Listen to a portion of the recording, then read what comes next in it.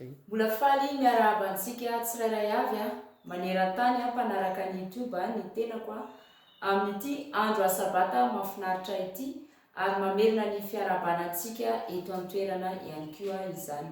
Mialohan'ny hidirantsika amin'ny tenin'Andriamanitra dia hiara hivavaka isika. Jesosy Tompo, mankasitraka anao ny amin'ny fotoana izay omenao anay mbola ahafahanay hiaino ny teninao indray Jesosy amin'ity andro androany ity. Mankasitraka anao indrindra ny amin'ny hery, tanjaka, fahasalamana izay omenao anay satria tsy afaka manao na inona izay Jesosy raha toa ka tsy salama. Misaotra anao izay fa noho izany fahasalamana izany dia afaka miaino ny teninao, afaka mifampizara amin'ny teninao.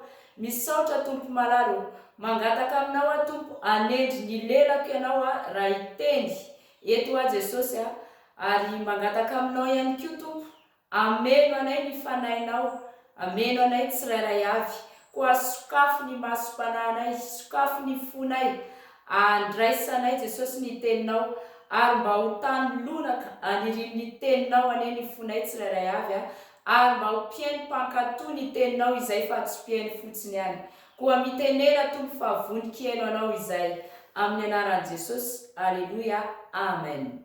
Ny tenin'Andriamanitra antsika anio dia ao amin'ny bokyny Malakia.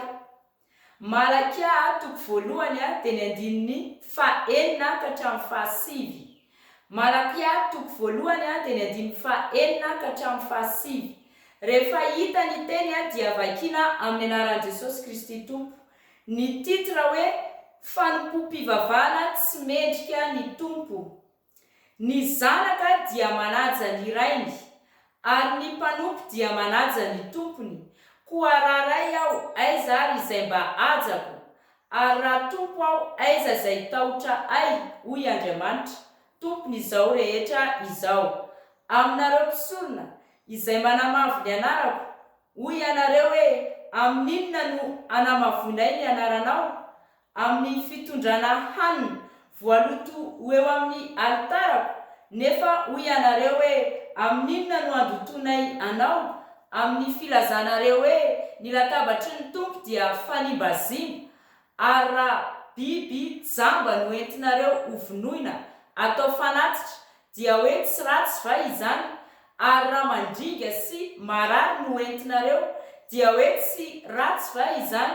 Mba atolory ho an'ny governora manapaka anao ange izany, moa azo sitraka nafity aminy va ianao, hoy Andriamanitra, tompon'izao rehetra izao.